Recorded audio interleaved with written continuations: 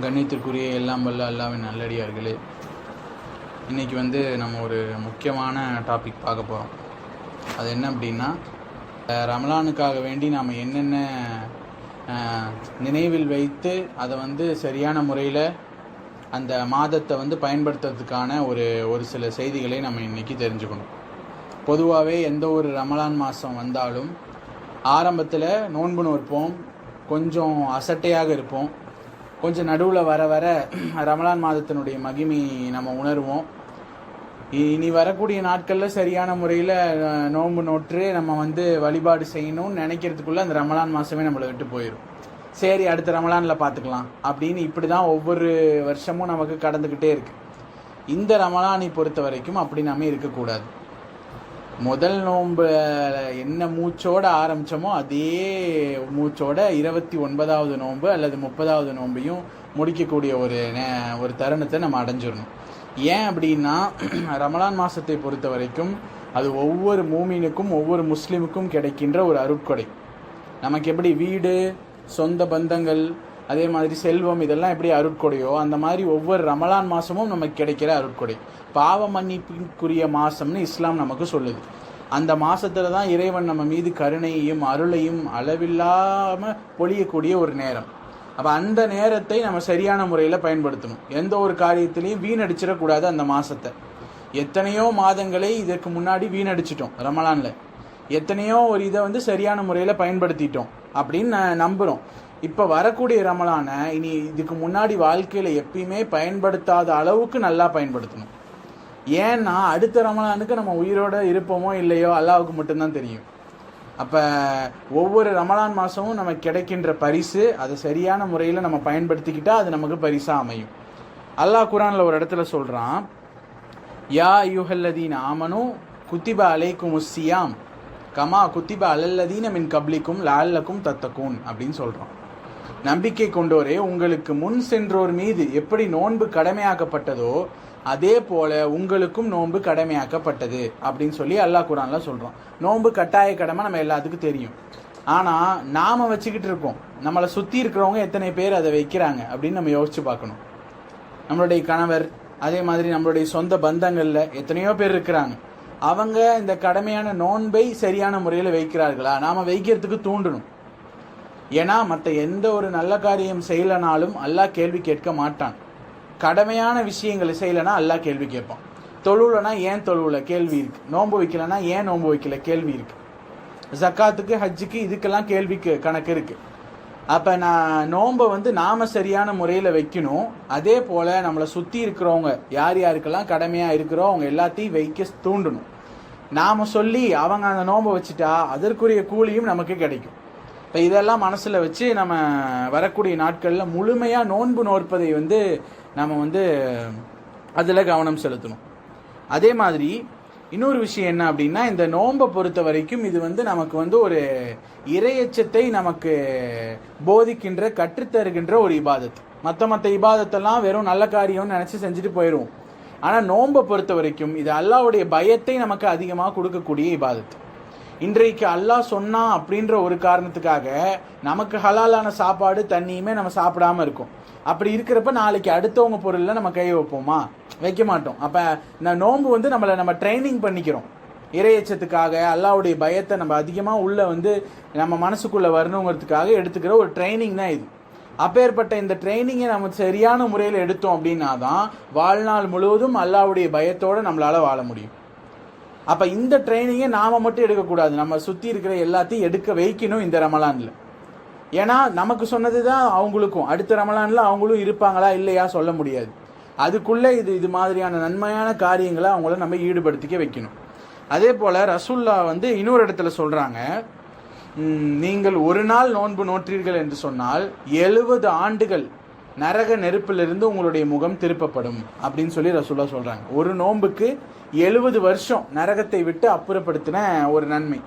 அப்போ 30 நோன்பையும் வைத்தால், அப்போ 30 நோன்பை தாண்டி 6 நோன்பு இருக்குது, சுன்னத்தான நோன்பு இருக்குது. இதெல்லாம் வச்சுக்கிட்டே இருந்தால் அப்போ எப்பேற்பட்ட நன்மை கிடைக்கும். அப்போ அவ்வளவு நன்மையும் நாமும் அறுவடை செய்ய வேண்டும். நம்மளுடைய சொந்த பந்தங்கள் சுற்றி இருக்கிறவங்க எல்லாத்துக்கிட்டையும் இந்த செய்தியை எடுத்து சொல்ல வேண்டும். ஓகேவா? இது ஒரு முக்கியமான செய்தி.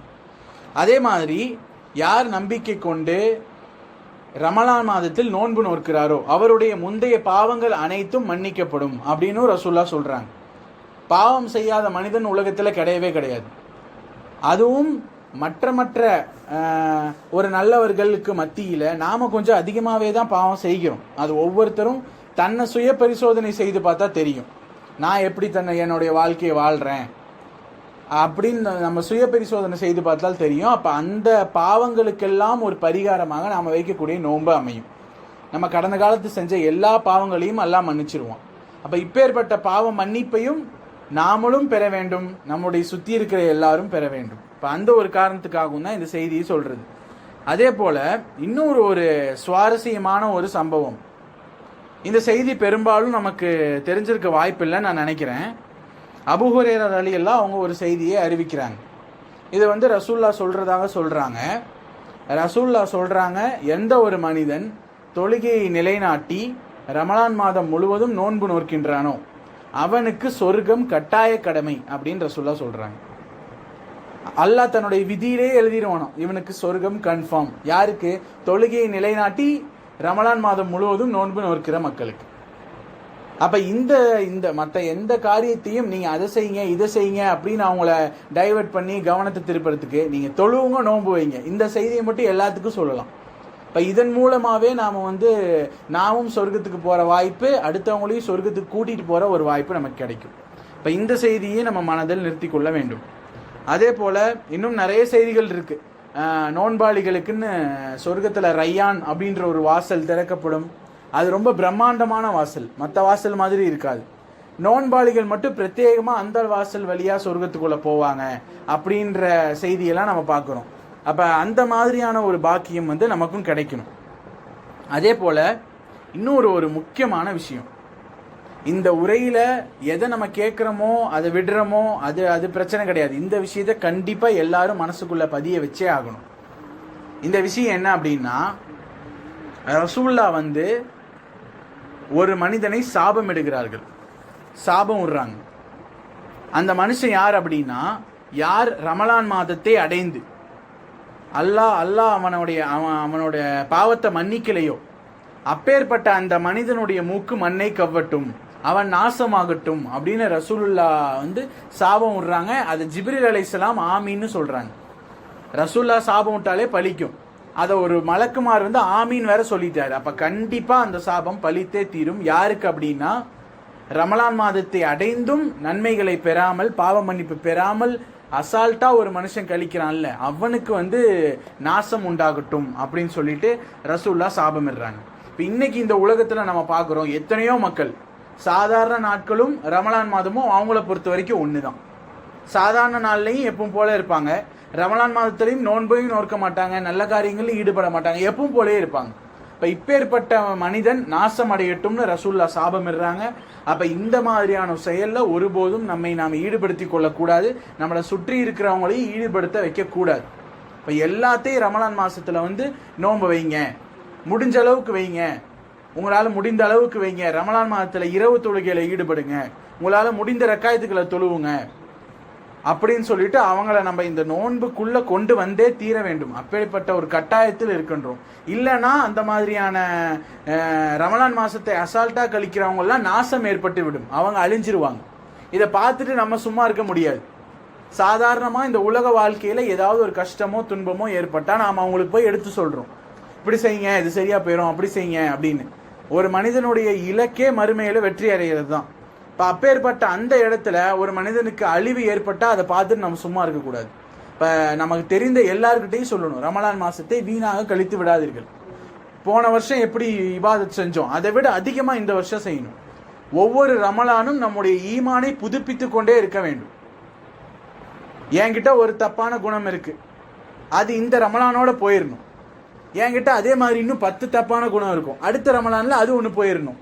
என்கிட்ட ஒரு நல்ல காரியத்தை இந்த ரமலான்ல இருந்து நான் சேர்த்துக்குவேன், அடுத்த ரமலான் வரதுக்குள்ள அதை இன்னொரு நல்ல காரியத்தை சேர்த்துக்குவேன். அப்படியே நல்ல காரியத்தை சேர்த்து சேர்த்து தீமையை விட்டு விலகி விலகி ஒரு நல்ல மூமினாக நாம் மாற வேண்டும்.